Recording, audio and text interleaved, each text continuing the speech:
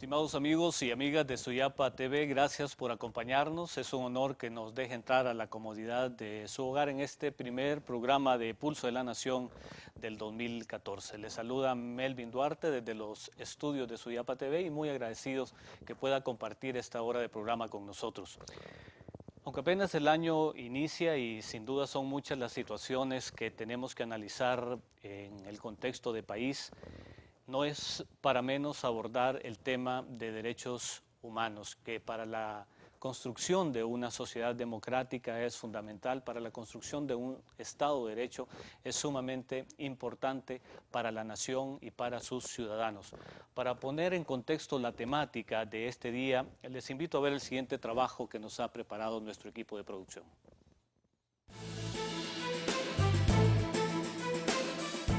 Los primeros días de un nuevo año supone el inicio de un capítulo diferente en la vida de toda persona. Las expectativas y esperanzas individuales buscan el acierto de una mejor calidad de vida, la cual en Honduras tendrá que sortearse con una serie de situaciones, dejando a un lado el anhelo de mejorar. Mientras el gobierno de Honduras comienza a nutrir sus arcas con unos 36 millones de lempiras por día, 250 millones por semana y 1.000 millones en un mes, por el incremento del 3% en el cobro del impuesto sobre venta, el sector privado advierte que este incremento tendrá un alto costo social.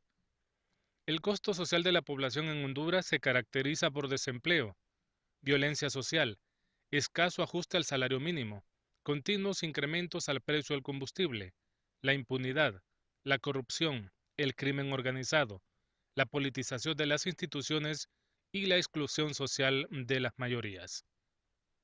Para Amnistía Internacional, la situación es espantosa y el futuro del país pende de un hilo. Por eso, es necesario acciones concretas para generar cambios y detener los abusos y violaciones generalizadas de derechos humanos en el país.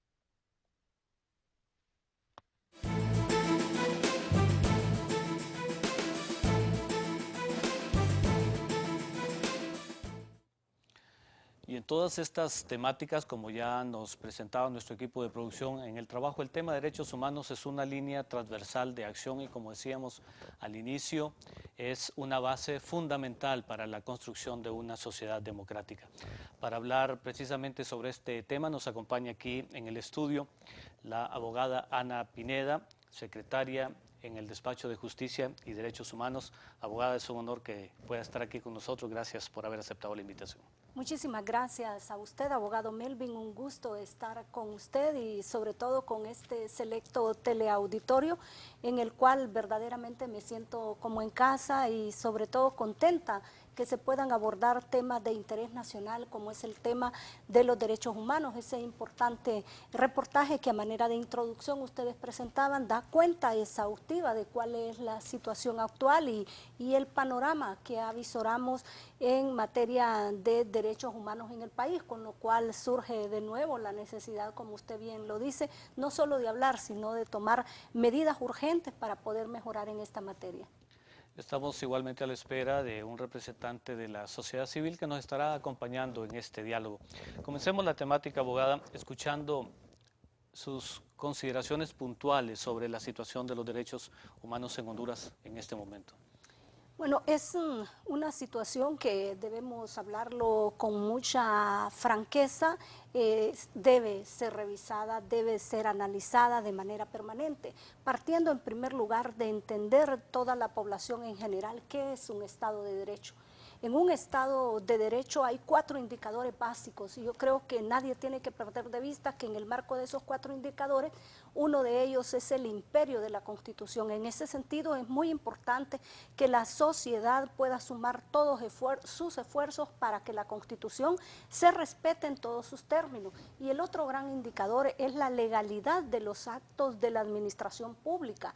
Cuando la administración pública emite actos al margen de lo que la ley establece, pues evidentemente también tenemos que valorar en función de esas actuaciones el significado que tiene un Estado de Derecho. Y el otro indicador de un Estado de Derecho es la separación entre los poderes del Estado, y el último, pero no menos importante, es justamente el respeto de los derechos humanos.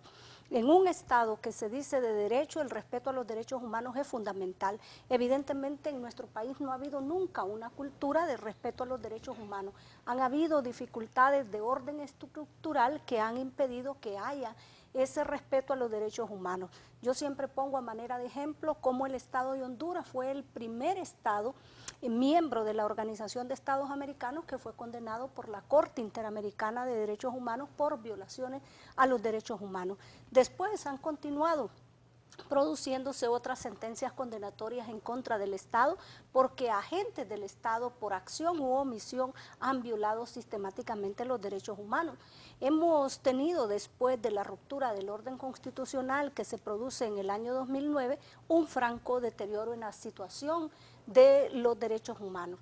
La Secretaría de Justicia y Derechos Humanos se crea en ese contexto. Si usted recuerda, cuando la Secretaría se creó en un ambiente de mucha discusión alrededor del tema, habían permanentes reclamos de la sociedad civil, principalmente aquellas organizaciones de sociedad civil que se movilizaban reclamando el goce de sus derechos en las calles y una respuesta del Estado que no era proporcional frente al derecho a la protesta de sus ciudadanos. Y en ese contexto, abogada, sobre todo y posterior a esa ruptura del orden constitucional del año 2009, ¿hemos avanzado hasta este momento? Sí. ¿Se han cumplido los objetivos que se plantearon al inicio de la administración Lobo? Claro, y yo creo que si no, dos decisiones importantes que hay que medir en este tema de derechos humanos. El primero de ellos es la voluntad política manifestada por el presidente Lobo Sosa, en primer lugar, para crear la Secretaría de Justicia y Derechos Humanos.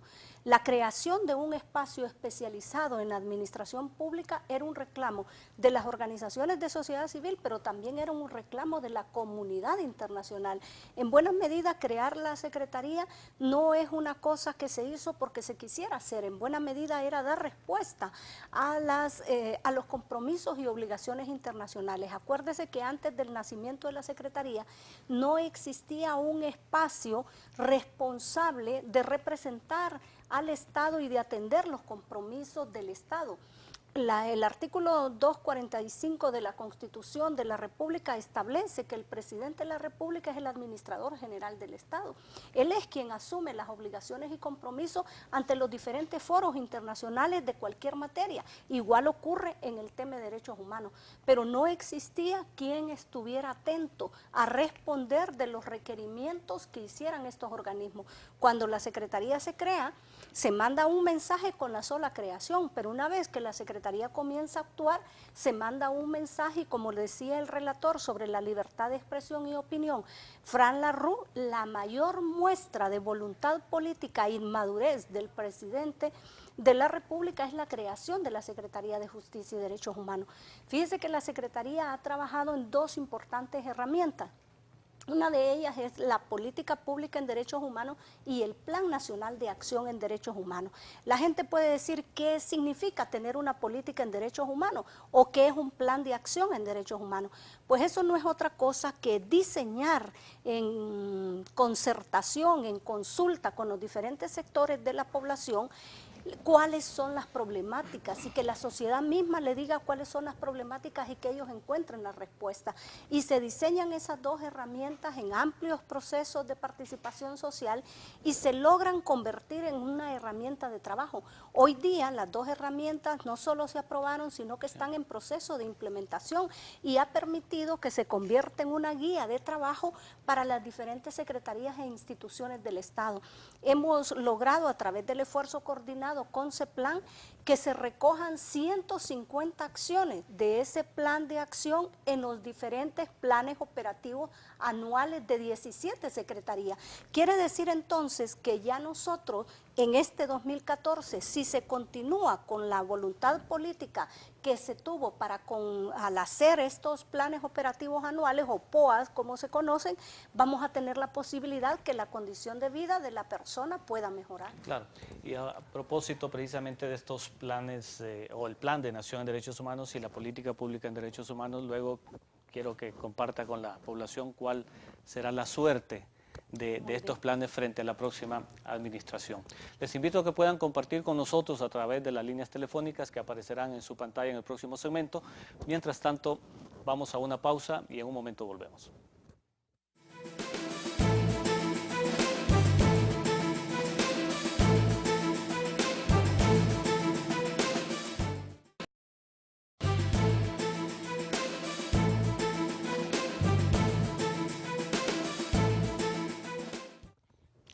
Gracias por continuar en la compañía del Pulso de la Nación. Y ya se encuentra con nosotros Omar Rivera del Grupo de Sociedad Civil. Gracias, Omar, por estar aquí.